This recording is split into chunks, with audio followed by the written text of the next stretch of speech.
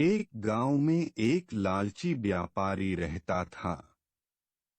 वह बहुत कंजूस और लालची था। वह कभी भी दूसरों की मदद करने में विश्वास नहीं रखता था।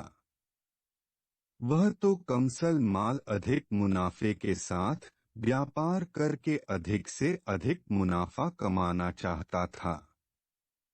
इसलिए गांव के लोग उसे ज्यादा पसंद नहीं करता था। मगर गांव में दूर दूर तक कोई और दुकान न होने से लोग उसके दुकान से खरीदने पर मजबूर था।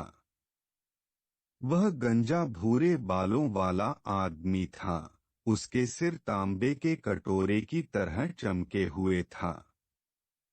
उसका एक बेटे भी था, लेकिन वह मूर्ख और अनपढ़ था।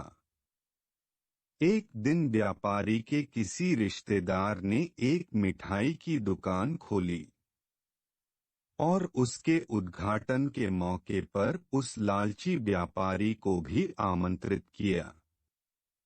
व्यापारी अपने मूर्ख बेटे के साथ गया, इस उम्मीद में कि दुकान की उद्घाटन के मौके पर अच्छा खाने को मिलेगा। उसे भरपेट अच्छा खाना खाने को तो मिली ही, लौटते वक्त बहुत सारे मिठाई उपहार के तौर पर उसे दिया गया।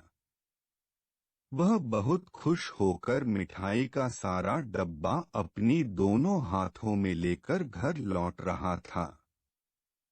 मिठाई उसने अपने बेटे को भी पकड़ने को नहीं दिया। उसने सोचा कि यह बेवकूफ है, रास्ते में किसी ने मांग लिया तो वह उसे दे देगा। मिठाई का सुगंध से बहुत सारे मक्खियां भी उन लोगों का पीछा करने लगा। तभी एक मधुमक्खी उसकी खोपड़ी पर बस गया और उसे अपने डांट जैसे चोंच से डंक मार दिया। व्यापारी चिल्लाने और रोने लगे, मुझे इससे छुटकारा दिलाओ, मुझे इससे छुटकारा दिलाओ। तो आसपास जा रहे लोगों में से एक ने सुझाया कि मिठाई को नीचे रखो और सर पर पगड़ी या रुमाल बांध लो। व्यापारी ने सोचा, अगर मिठाई नीचे रख दूंगा तो कोई इसे लेकर न भाग जाए। व्यापारी ने अपने बेटे से कहा, जो उसके साथ ही जा रहा था, मेरे बच्चे, मेरे सिर पर एक मक्खी डंक मार रहा है, इसे दूर भगाओ। बेटे ने कहा, अभी रुको पिताजी, एक झटके में इसे सुलझा दूंगा।